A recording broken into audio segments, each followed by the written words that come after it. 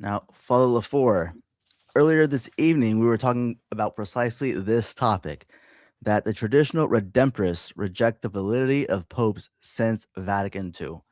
Now, I know you, Bishop Mikkel, and myself have encountered these sort of scenarios, sort of news, several times, I guess, throughout our priesthood, especially within the last maybe 6 years since 2020, where there's a particular persecution that a prelate or a priest undergoes, then all of a sudden their positions seem to change regarding, I don't know, Vatican II, regarding the validity of holy orders, things like this nature. Now, the most recent news is that the Transalpine Redemptorists, um, originally belonging to the SSPX, here are reported that they've come out with a 20 page or 21 page document giving their stance. How do I share a second screen here? Can I share a second screen? Do you guys see this?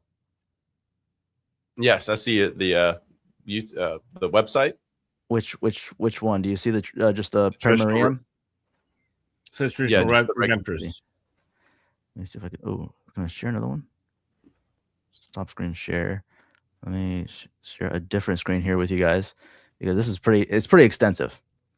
A 21 page PDF document, Wow. stating all of their positions and explanations and everything, with all of their signatures, notes necessary to be read, all these sorts of things. You know what I'm And reminded of, Father? You know, Father Martin, I'll sometimes go on and I'll ramble on for 20 minutes, and then he'll just say, so what you're saying is, and he gives one sentence, and it's kind of our little joke because he's very good at summary. And I was thinking 21 pages, all that to say, we don't like you, Leo. You're not Catholic, Leo. Yeah. You have to prove to us all this time that you're Catholic, and you have not proved to us you are.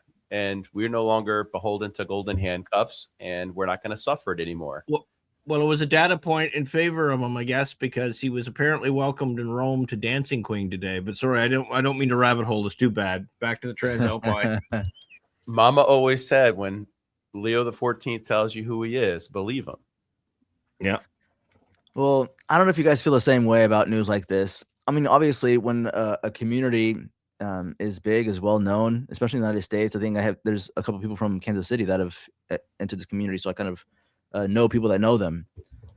I mean, nevertheless, it's just another one where you just kind of have to let out a sigh, in the sense that those of us, I mean, even before we experience persecution, obviously we try to make it in the institutional church, because obviously when we grow up knowing, thinking, believing, being taught that this institution is the church. But nevertheless, we come to our conclusions logically, without an emotional reaction to having some sort of personal conflict or something inflicted upon us, to where we just have to rationalize just being let loose and keeping on, so to speak.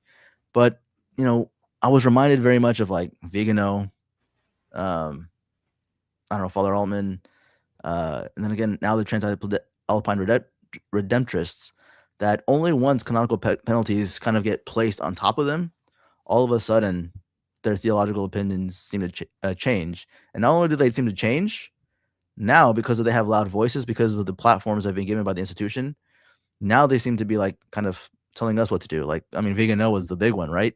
I mean, he had barely learned the traditional Latin Mass, where he was kind of barking orders about what traditionalists are supposed to do. And I'm just kind of like, okay, hold on, buddy. You've been tried for 2 seconds. Let those of us who have been here for years kind of help steer the boat a little bit. Absolutely. Right. Yeah. Getting coming into the trad world, even for myself, I've been in tradition formally for 5 years. Even before that, for 1 year, I was offering the traditional Latin Mass, at least the Missal of 62, exclusively, before making the break from the Novus Ordo system. I call it the system church, and not the church that Christ founded, but just the new world order religion. And I tried not to say too many things publicly. When I first came out, I gave my reasons why I became traditional. But as far as being a daily, weekly pundit on the traditional Catholic sphere, there's a lot more, as my mom would say, oatmeal to eat. And you have to pay dues to those who came before us. And so I had to learn a lot about, not just Archbishop Marcel Lefebvre and Archbishop Tuke, which are incredible pillars of the traditional Catholic movement, but Father Gomer de Paul and Father Wathen, Father James Wathen, incredible. If you don't know who Father Gomer de Paul or Father James Wathen are, or Father Louis Campbell, you can think of a number of different priests. Father Chicada, Father Anthony Chicada, incredible pillar and bulwark. Bishop Daniel Dolan. I can think of Father Chicoine.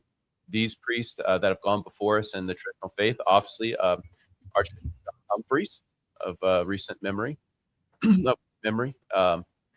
So learning who the different traditional clergy are and their legacy left behind, the fight that they had to fight to keep the faith alive and the true sacraments alive, goes a long way. And hopefully, what the Transalpine Redemptorists can bring to the table is that they have a lot of influence and media presence, and hopefully a lot of funding, because a lot of us don't have that kind of funding to get the message out. But what better time than to say, quote unquote, unite the clans, than to actually listen to say, okay, now we know the church is not supposed to exist without its head on earth.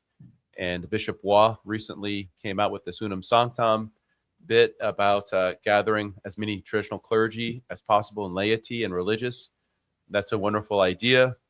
We might want to obviously discuss about that today, because that's a natural progression into this conversation with the Transalpine Redemptorists that want to also have an imperfect council.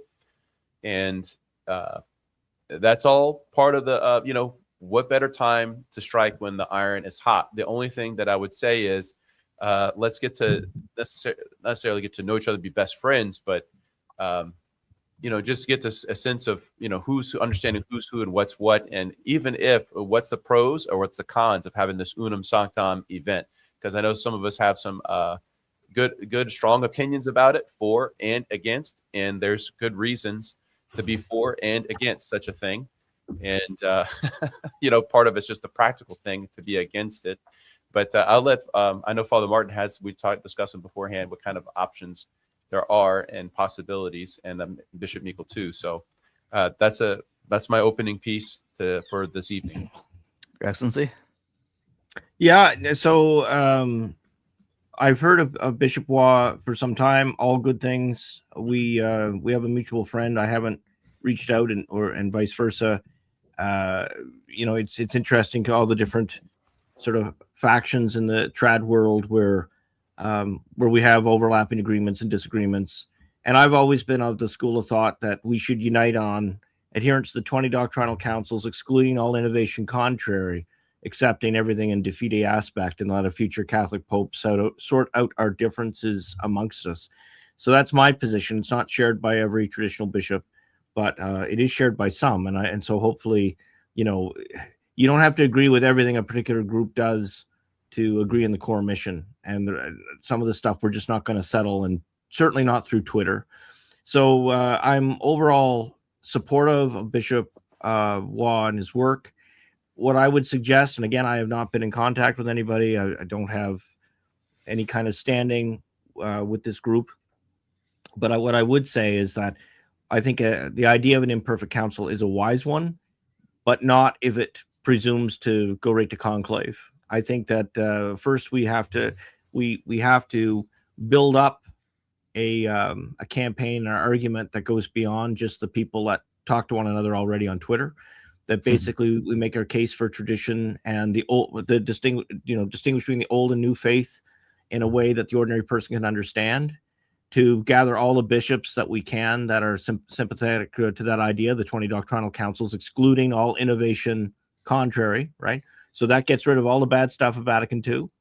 And then basically we make a statement. This is where Vatican II deviates from the old faith. This is where the recent innovations, especially after 2013, deviate.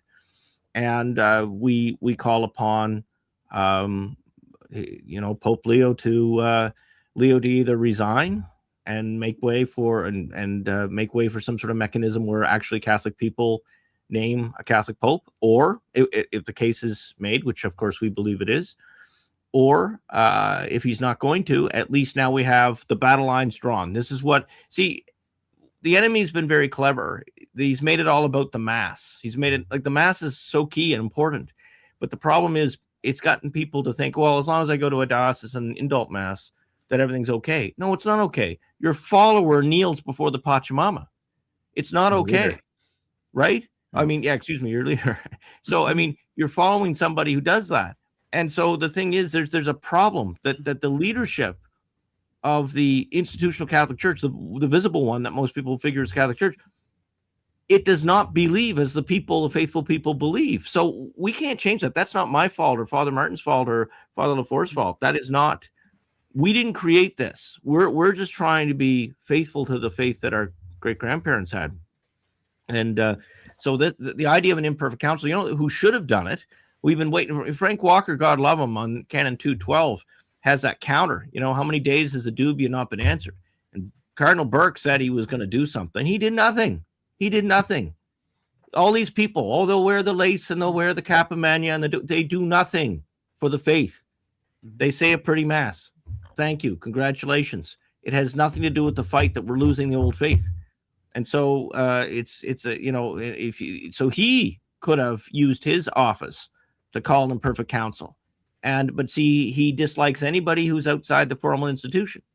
So while his leader is being welcomed with Dancing Queen, all right, in Rome, we remember the God, the joy of our youth.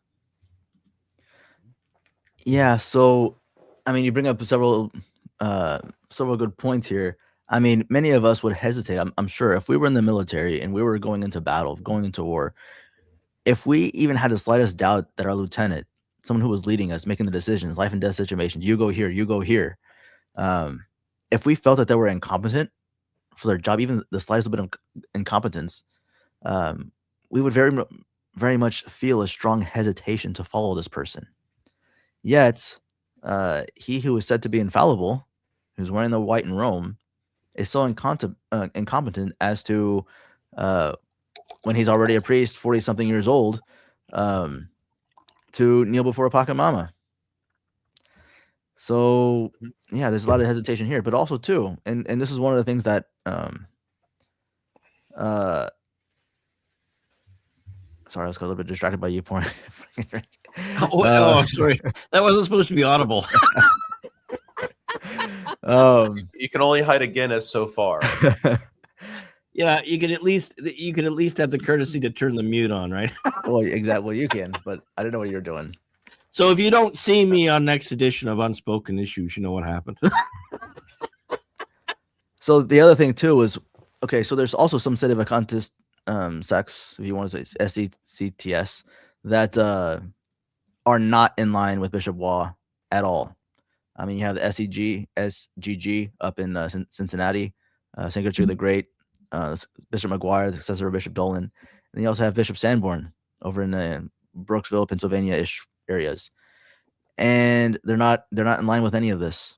One of the things I kind of foresee happening is, first of all, what do we call the people that are going to go through with this imperfect general council once they elect the Pope? We can't call them sedevacantists anymore. They don't believe the seat is vacant, which is kind of be funny. But nevertheless, you have all these different factions that nevertheless all believe the same thing about Rome, and the guy who calls himself Leo the 14th, and then you have all these other traditionalists, and it becomes almost similar to the Great Western Schism. The Great Western Schism. Is there going to be cross-pollination? Are people going to be allowed to attend these other chapels? There are some who say, like Bishop Sandberg's group, that say attending an unicum mass is a greater sin than abortion. Okay, so what if Unum Sanctum elects a Pope Piverunus, and now you have to say, unicum Papa Piverunus? Is Bishop Sanborn going to say it'd be Marcos or whatever name he chooses? Yeah. Sixtus, Cornelius, Cyprian, whatever he wants to choose. Oh, that's right. His first name is Mark, though. Yeah. But are now the two group people that used to go to mass together, is it going to be very much like the Eastern Orthodox in the sense, same theology, so to speak, but we're in schism from each other, and so you can't go to each other's masses? What do you think, Father Lafour? Well, I'm just thinking of the SSPX. I'm actually kind of laughing to myself because of the old joke in the city world is there's no salvation outside of the SSPX. Mhm. So they're not interested in this imperfect council, although maybe come July 1st they will be. Although, that's its own ball of wax. It'd be great if this, let's call it the parallel traditional church with the SSPX finally unite. Maybe Bishop Watt actually had a great idea. I thought it was very humble of him to submit this idea of an perfect council, but also just meeting before we even have a conclave. He said, this is not the first meeting and second meeting is not about a conclave. It's about actually getting to be on the same page and agreeing to, okay, is it pre-55? Is it post-55? Is it 62? As far as the missile, that's a big one. What about, is it Vatican II in the dumpster and just pour the gasoline? We don't need to pour over the documents anymore. Just pour gasoline on it. That would be a good solution, and just act like Vatican II never happened. That would be probably the easiest thing.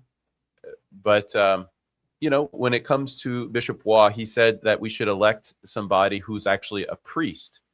That way he can be consecrated by all the bishops that are there, and there's no contest or contending about, oh, well, I don't believe this guy is valid or not. I thought that's actually a very good, wise decision. And also, too, it gets the politics out of it. You kind of want an unknown character. And I was thinking about this. If you spent some time in the Novus Ordo, you understand the need for the universality and the unity of the church on a grander scale than if you just grew up in the Sede world, where you grew up in your own little castle and you don't know how to play well in the sandbox with others. But if you know how to play in the sandbox well with others, but you're not going to compromise the faith anymore because you realize, hey, wait a minute, this sandbox is not the church. And I need to go into where the church is and where the true faith and sacraments are, then I think a candidate like that would be a more viable option than somebody who's been, for the sake of the military terms, a Mustang their whole life in the Sede world, or a traditional bishop that's already a bishop, but somebody who can actually be a listener on all the different camps and say, okay, not just to find an agreement, but on all the groups, what is the truth and what's the Catholic principles? And there's a number of actually wonderful traditional clergy I've met that don't have podcasts. They don't have interviews online. And yet they are the smartest priest I know. They're smarter than every priest I've read. And they think with the mind of the church. And I asked these priests, this one priest in particular, for spiritual direction. And he's never guided me wrong. And how would we even gather to say, since I moved to Florida, I've been a traditional priest formally for 5 years now.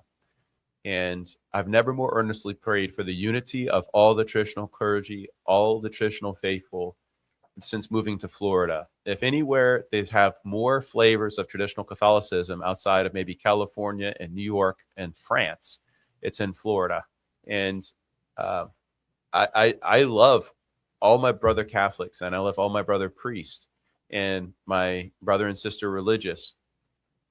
I would love nothing more to actually be in a parish situation where I have children, where I can teach, or be in a seminary and I can form future priests, and I can share my knowledge of the scriptures and true love of the faith and the fundamental church documents of papal encyclicals and church councils that were never taught to me in the Novus Ordo Seminary for 9 years, but I've taken the time to read them. That all the things that I wasn't taught, and to think with the mind of the church and to govern with the mind of the church and be, a unifier. This is what a pope should do. I think one of the main reasons you have no unity, it's one of the marks of the faith, is the church is one. And the Novus Ordo, the one world order, the new world order religion of Vatican II, it's only unified in its chaos. That's the only unity they have, is the chaos that unifies them. If you can have Tucho Fernandez as your head of the dicastery of the doctrine of the faith, the DDF, I thought about it one time. First, you had the Sacred Congregation, the Holy Office, and then you have the CDF, which is the Congregation for the Doctrine of Faith. Then you have the DDF, and if you do a progression of like a report card. You have the CDF, which that's a failing. You're not passing to the next grade. Now you have a DDF. So how much more they're going to, next one they're going to have FFF, you know, as far as a failing grade in their theology. And right now, I mean, Susan Mullally, I believe her name is, the Archbishopess of Canterbury, the Archbishopess laywoman of Canterbury, and now the ecumenical churches of the East, the Orthodox churches of the East are now seeking full communion with Rome. Meanwhile, those who want to be part of the faith of all time are excommunicated and seen as not welcome. You know, all are welcome except for actual Catholics that have Catholic faith. And it's not about the Catholic Mass as much as it is about the Catholic faith. And the true Catholic Mass gives us Catholic faith. And so they don't want us to have the traditional Latin Mass if we have the traditional Catholic faith that goes with it. If you can be part of the side altar of this Frankenchurch, of the big tent Catholicism of, well, we have Archbishopess Susan Mullally and the Eastern Orthodox and every flavor in between, saying, okay, we're all one, but it's really just we're all subscribing to this global fraternity of men that has more in common with Freemasonry than it does with the church that Christ himself has established on earth as a perfect society. You know, so this is, I mean, at some point, you know, maybe we could use this Transalpine Redemptorist move, breaking away formal declaration. This Chair Peter has been vacant since Vatican II. Thanks be to God. Use that momentum and actually get some effective change done. You know, there's a lot of brother priests that I would be able to benefit with telling them my experiences, and I would be able to benefit those, and I would be able to benefit from those other brother priests, from their experiences and what they know, what they've read. You know, I don't know everything, but everybody combined will know quite a bit, you know, and we can at least echo the faith of our fathers in the past and come up with a few anathemas to put the fear of God into some of these modernists that actually have a backbone, that actually have somewhat of a conscience. You know, the problem with Cardinal Burke and Archbishop, not Archbishop, but Bishop Athanasius Schneider, God bless him, people want to follow these guys, but they don't have any jurisdiction in the sense that they're not even ordinaries of their dioceses. You know, Cardinal Burke is a cardinal, sure, he's a prince of the church, fine.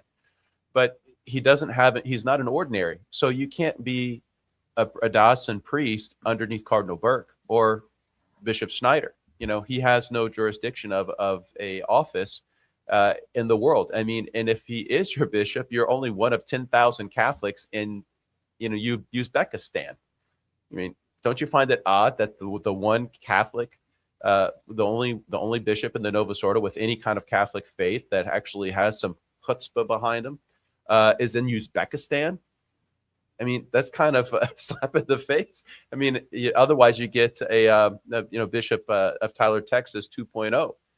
And, you know, people are moving to Tyler, and then all of a sudden, you know, the bishop there, Bishop Strickland, gets rug pulled. And all these faithful that have moved their lives and their family believing that they had a faithful bishop to be underneath gets rug pulled. It's enough. You know, we've had enough. Our family's patrimonies, the church where I was baptized in, where my family was married, my family was married and confirmed and buried there, is taken over by usurpers. I can think of all my ancestors that sold fudge to build every brick of Sacred Heart Catholic Church and cut off Louisiana down the bayou on Bayou Lafourche in the end of the world. But the Catholic faith was there, and Catholic community was there, and the reign of Christ the King was there. And now it's so disjointed, and you have Community Bible Church and First Church, what's happening now, and all these big mega churches moving in. And I look and see it, and Christ is not loved in the church. Christ is not loved in the Holy Eucharist. And, you know, priests are profaning the Blessed Sacrament, not that they intentionally, they just don't know better. I mean, in my own church, and this is maybe a soapbox, but just to show you just some of the things that I witnessed growing up, we had so many extraordinary ministers of Holy Communion in this beautiful cathedral-looking church full of Italian marble on the inside and French architecture and brick on the outside. But so many extraordinary ministers of Holy Communion with handing out the ancillatory chalices of the precious blood of our Lord. And they would be elderly people with shaking hands, and they would actually distribute the communion and shaking the hands to where the precious blood of our Lord would actually spill on the marble. And actually, that sanctuary is a reliquary of the Holy Eucharist, if that is in fact the presence of our Lord. And so the priest and the lay faithful that are in the sanctuary during Mass are actually walking upon the remnants of the consecrated species till this day. But that's just something that, okay, that alone would be a reason to call for a council. Okay, that alone. I mean, Archbishop Fulton Sheen, but whenever he was being interviewed on firing squad, or whatever it was by Buckley asked him the question, can you be excommunicated for anything? And Bishop Sheen said, well, since Vatican II, you can't be excommunicated for anything except for probably sacrilege against the Blessed Sacrament. I mean, that's the most laughable statement in the 21st century at that point, because you know how much Eucharistic abuse has happened since that Second Vatican Council. But that just goes to show you, I mean, where we've gone, enough is enough. Our God has rights. God has rights. God has a right to be believed the way he wants to be believed. He has a right to be worshipped the way he wants to be worshipped. He has a right to be loved the way he wants to be loved. And if you can fulfill the rights of God, then the rights of men will surely follow. And that's, so what I wanted to ask you, Father, actually both of you, do you guys agree with me in a certain sense that the idea of an imperfect council is a good idea, and that the conclave should be a bit of a pause between those two events, like just to start this discussion and then not rush into it, or do you think there's a sense of urgency? I'd be interested in both of your opinions on that. Well, Father Martin, I think you're muted. For me, obviously, I think first things first, in the sense that you take things slowly. Obviously, you give Leo the chance to resign. I mean, if anything, because this might give you a chance to keep the buildings. One sense, if he resigns, realizes he's not Catholic, he's like, you know what, I just want to go off and just be a Buddhist monk out in Tibet, some place, or out in the Andean mountains or whatever in Peru. Listen, God love you. Have at it. Do you. Give us back our buildings. So I can understand something like that. Do I think it's possible or even plausible that he might actually do that? No, of course not. Yeah, but then it's proceeding, and I don't want to jump to another question. I'll let Father LaFour answer your question first, but I did want to get your guys' take on the fact that because of these groups coming from all different parts of the world, there has to be someone elected. How do the electors know for sure that someone is authentically Catholic and they're more morally suitable? Because that's one of the things that we're constantly after. Someone was protecting a pedophile priest when they were governing. Someone is a pedophile himself. Yeah. How do we know? How are these electors at this imperfect general council going to know that someone is morally suitable? So I'll go back to His Excellency's original question and hand it over to Father LaFour. Right. So the question is, should we have time meetings in between before? Yeah, time in between a council and a conclave. Absolutely. You can't just have everybody going in carte blanche, not knowing who's who and what's what in the zoo. I mean, there's rumors about everybody. There's rumors about me. There's rumors about you. There's rumors about everybody. And then anybody that wears a Roman collar is suspect. Okay, and you're guilty until proven innocent. And that's how it is in every aspect of life. But I think actually have a litmus test. I think the litmus test is, okay, you agree with all these 20 doctrinal councils. Okay, fine. Now, how do you deal with, will you be willing to accept whoever the pontiff would be if he asked you to resign? Would you resign? And if the answer is yes, okay, then that's a passing grade so far.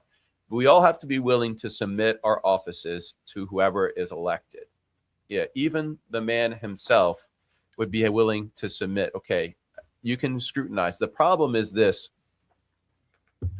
I don't know if you're going to find somebody that's without, let's see, you can. I mean, there's people out there that are morally upstanding. There's plenty of good priests out there. But to actually have the whole package, here's the thing. Now, hear me out.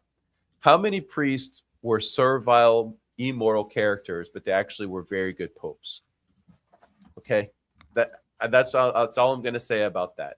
You know, can you actually lead as the Pope? Who cares? Now, the Vatican II and afterwards, their claimants, they had all the protections to do all these kinds of terrible, hideous things. We're just finding out about Paul VI. One layperson went on YouTube and laid out how he was a Freemason and a known homosexual.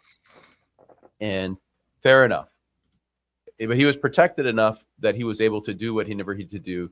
Unfortunately, to do the damage he was going to do. I don't think this pontiff, who was going to be next, would be afforded that. You're not going to get the help from the news media, whoever that is. So I don't know. I think you have to meet first and just have some litmus tests. And then also, too, there are a lot of guys who haven't signed and bishops who won't sign that Unum Sanctum document. But whoever the Pope would be elected would likely submit. So you actually have more support than you think. But you just have to roll the dice and find out. To me personally, I'm not in favor of asking Leo to resign first. I'm just like, just rip the Band-Aid off. I don't care. I'm the warrior. You know, we'll deal with our, making the Hilton Hotel a church. You know, that like we've done before. But those are practical things that go on in my head. You know, well, I think by having a process, right? So the idea of calling him to resign forces the whole issue to be before the world. Let both sides make their case. What is Catholic? And so it's not, we don't, I would suggest we ask not because we think he's going to listen, but because the burden of proof, we have to make our case. We don't own the buildings, but our case is so strong that anyone who gives it an honest listen. I mean, there's people that have epiphanies. I remember even myself, right? What we call, I traded or trad pilled or whatever. I went through like the stages of grief. I was, a dutiful daily Novus Ordo person, and then to have that all, you go through the stages of, you grieving because of what you've invested your life into. And all three of us were formed in that environment. And all three of us had to come to this and come to the reality of, oh my goodness, because I've been for years, and I think you two probably as well, I've been making excuses for these guys. Oh, like if a James Martin came on, well, that's just one bad guy. That's just whatever. But it's not. Their whole teaching, the fact of the matter is the Muslims have a prayer area in the Vatican Library, yet none of us are welcome. They go on to be being synodal, and they'll let Anglicans use the papal altar, but we're not even allowed to use a side altar in the most insignificant church in the place. They have contempt for the faith of our ancestors, and there's no one that's and then the bones they do throw at us are these people that put the institution before the faith. So even if they say a nice Latin mass, they're okay with following someone who kneels before the Pachamama. Well, I'm not. That cannot be acceptable. That kneeling before the Pachamama is worse than anything Judas ever did. And people act like it's not a big deal, or worse, you get these idiots say, oh, that's Our Lady of the Amazon. It is not, you fool. It is a demon goddess that accepts human sacrifice. Go read some books. So it's, anyway, sorry to get on the thing, but I think we have to publicly accuse this regime of doing what they did, and they have to answer the charges and let them send their best. Let them send their Burkes and their Muellers. You give us your best, and you answer this before God and man. How your religion is compared to the 20 doctrinal councils, excluding all innovation contrary. On that standard, they're hooped. And they know it. They're smart enough. This is what gets me mad. I'm not angry at people having an honest disagreement. I got friends who are even liberal priests because they don't pretend they're something they're not. We agree to disagree, and boy, do we disagree. The people I get angry at are the people that pretend to be conservative or traditional, and they make excuses and they lie and they lie and they lie about what their own organization's position is. And that's when I get angry. I don't expect everybody to agree with everything that comes out of me. It's the deceit. And that's how you know the devil's in there. It's not in disagreement, it's in the deceit. Right. Chris Jackson has an article on Heraeth in Exile this morning about the Transalpine Redemptorists need to press Leo to prove and go offensive with this and show and make Leo prove that he is actually Catholic. You know, Right. The point is, the reason the Transalpine Redemptorists are doing this is not because they woke up on the wrong side of the bed yesterday morning. It's because it's years and years and years, decades of doctrinal abuse, religious, sacramental abuse, everything coming out of Rome. I mean, we are going through, if you accept that Leo is in fact the supreme and Roman pontiff, I'm sorry, and I say this as reverentially if possible, but in honor of the great and late Bishop Neil Webster. He said people that believe that the Novus Ordo popes are brainwashed and they have brain damage. But we cause brain damage to the faithful whenever we believe that this new order thing and this new Pentecost thing that's separated from the original and only Pentecost is in fact the Catholic Church. It causes brain damage to the faithful. And so thanks be to God, the Transalpine Redemptorists have seen the light. And now we need to put the pressure on Leo, as you say.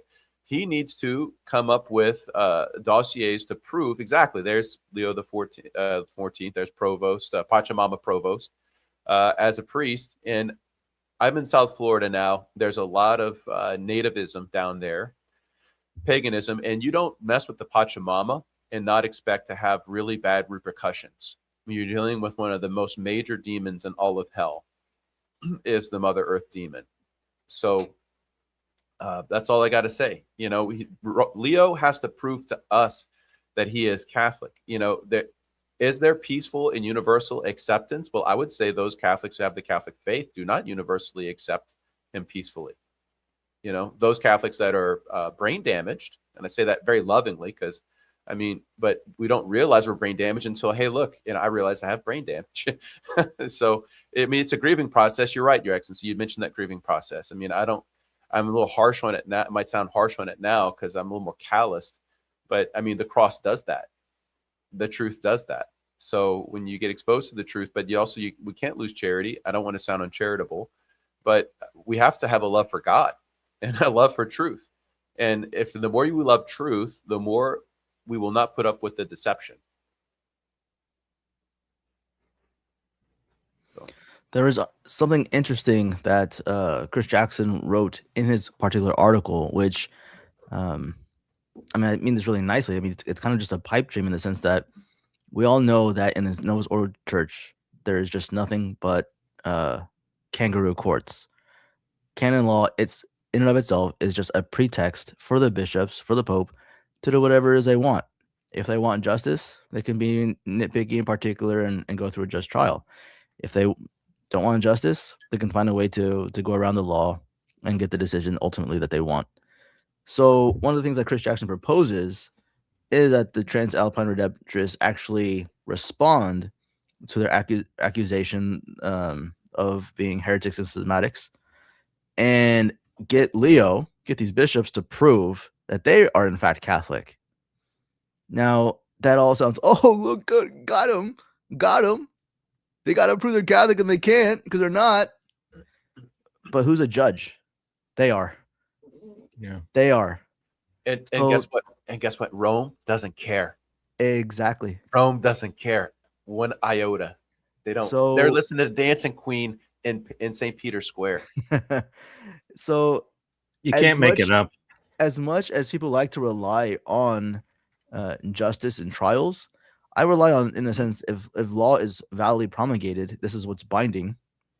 Insofar, as is possible, every law is subordinate to the first one, which is for the good of salvation of souls. Nevertheless, if we're depending on a trial, then we're depending on judges, which means we're depending on people, which means we're depending on non-Catholics to ultimately give a sentence. Well, I would say, Father, that I 100% agree. Like, who's going to be the judge? But in a certain sense, I mean, it's an imperfect tribunal. if you'll let me a little leash. What I mean by that is, in a sense, the reader or the author, or excuse me, the reader or the consumer of the video of the tribunal or whatever is going to be in the place of the judge. They have no authority to act on it. But here's the thing. There is something to be said. Like if it was up to me, I've been actually talking about this for years. This is back in the Francis years. I said, I wish I could find a really good canon lawyer, 2 really good canon lawyers, like really good. And I want one to defend Francis and one to defend tradition, and have a structured legal fight with cross-examination, everything else, a structured legal fight, non-binding. There's nothing we can do. But the thing is, instead of having like the Diamond Brothers over shouting Mr. Castman or something, that does nothing for either side. Okay. But have a structured legal fight with rules and no judgments made because it's an imperfect tribunal.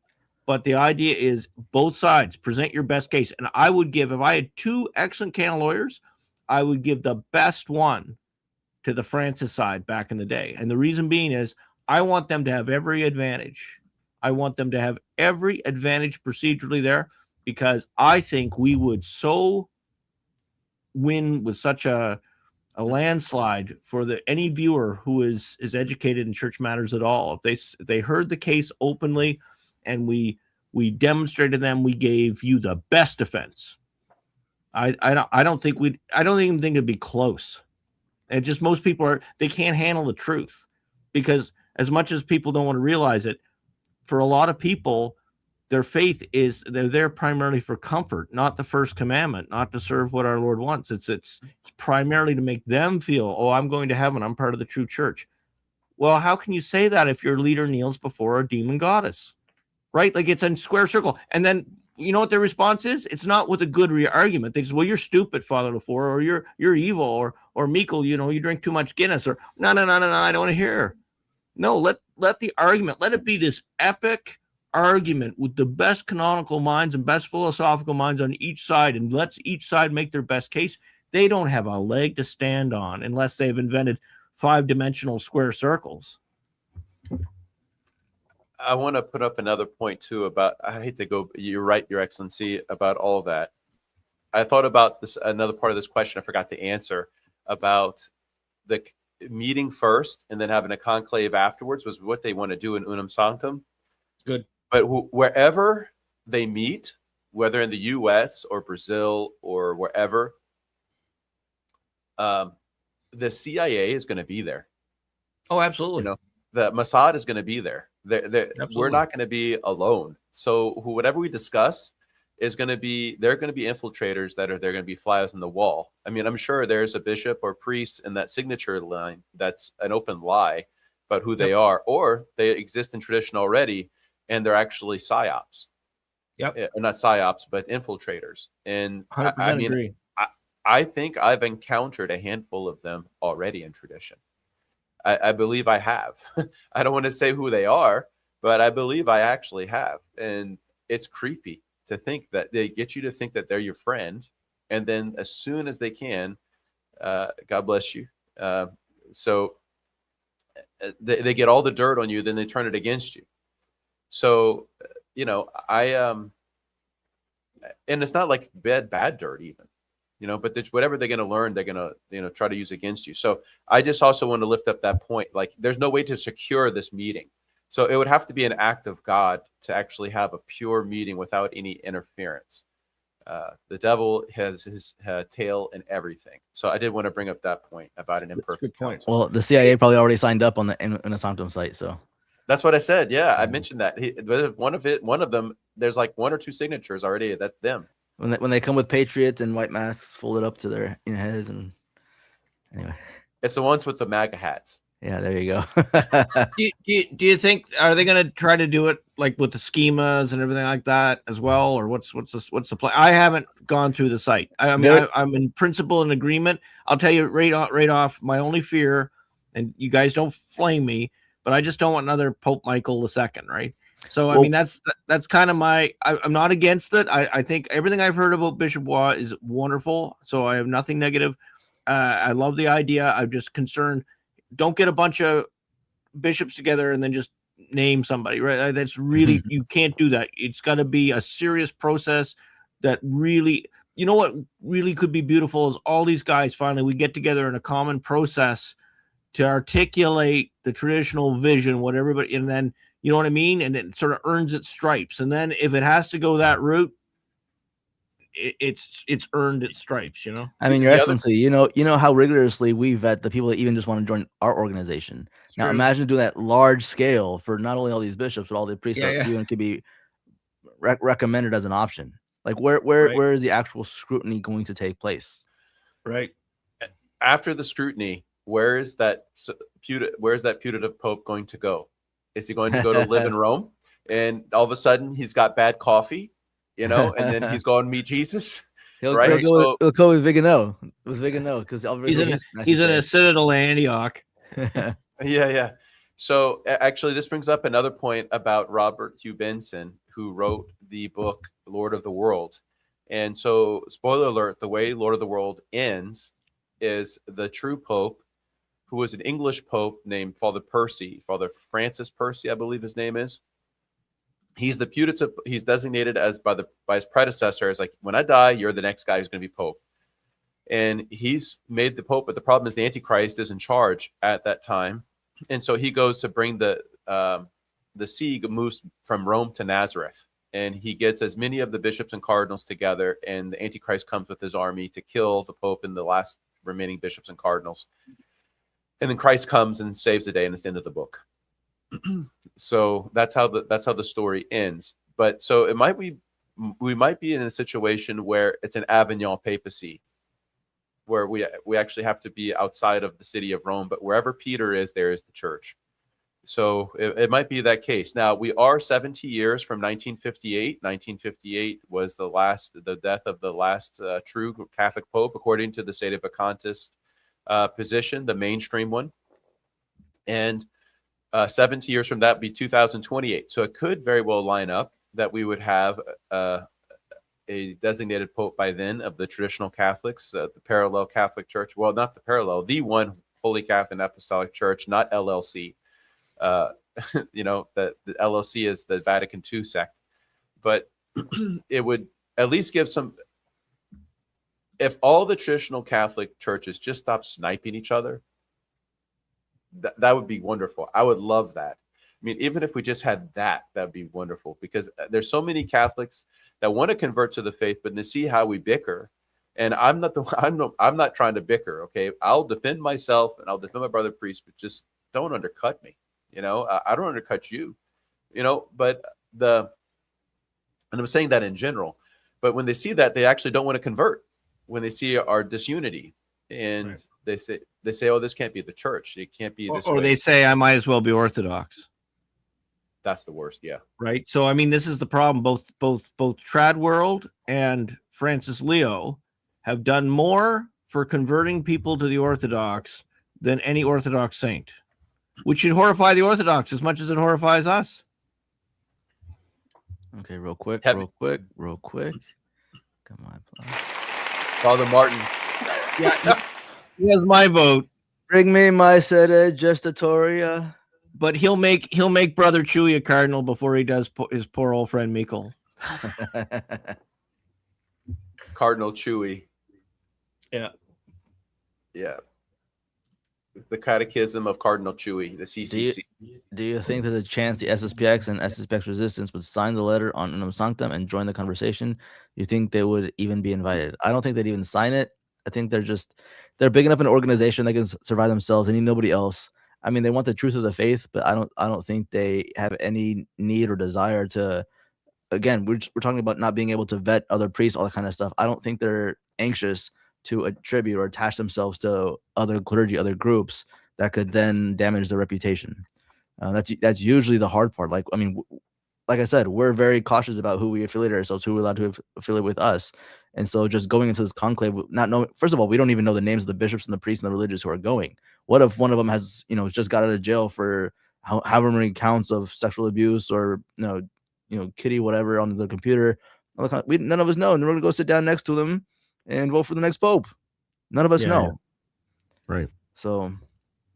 Yeah, and that's why in practice, and our organization, but a lot of trad jurisdictions or communities, when we take transfers from other groups, we take them as individuals, not as the whole organization. For that reason, we don't want to inherit, and other groups wouldn't want to inherit, each other's backgrounds just simply because you don't know them. So that one of the things with us is when anyone applies to us, we really want to have shared physical geography, because typically if people flake, I mean, it's not, they do so over the first couple of years. If you don't know anybody, they can look great in paper, but all it takes in a small organization is one bad egg and it sewers everything.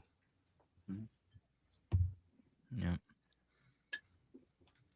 So yes, there we have it. We have the dilemma now with the Transalpine Redemptress going now for their third stance. First SSPX, then Motor Proprio, then Sede Vacante, and all of them trying to be leaders, influencers, protagonists, and trying to bring about some sort of solution in the church.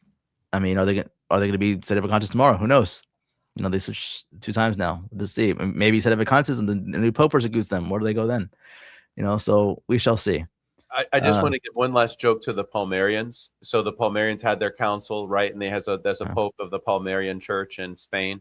And so they've already been at this, but I don't think anybody can take the Palmarians that serious. They've actually made the Mass only 15 minutes long, I think.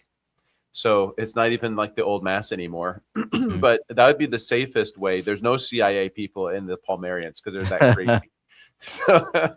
So I think it would be a compliment if we did get some CIA infiltrators at our whatever meeting Unum Sanctum gets, and I do pray them well. And if they ever, I never got an email. I signed up. Okay, confession time. 2 days ago, I signed up to put my name to Unum Sanctum, and then it said, and I hit submit, and then it refreshed the page, and then I never got a confirmation email. So I don't know if I'm actually on that list or not. But there should be one extra guy from priest from the United States of America, not from Samoa or Brazil or some other place, Timbuktu or Antarctica, I believe. I think the CIA was trolling us, putting like 2 priests from Antarctica signed the document.